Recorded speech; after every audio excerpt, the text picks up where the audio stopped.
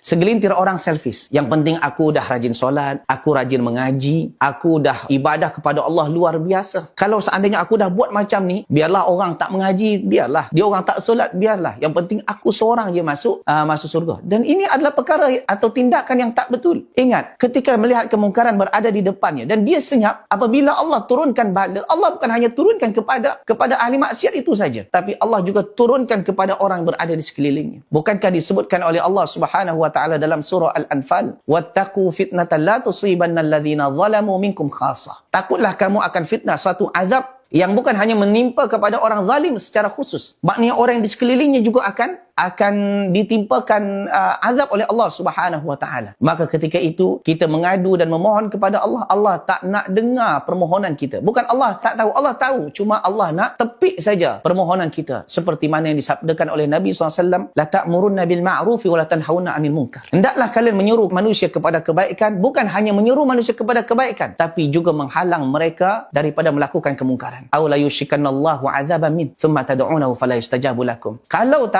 kau senyap, kau tak sampaikan kebenaran, maka hujungnya apa? Allah akan timpakan azab kepadamu, dan ketika itu engkau merayu dan memohon kepada Allah, tak satu pun yang Allah dengar, Allah tak nak terima permohonan kamu. Disebabkan apa? Disebabkan kita malas untuk bercakap yang hak.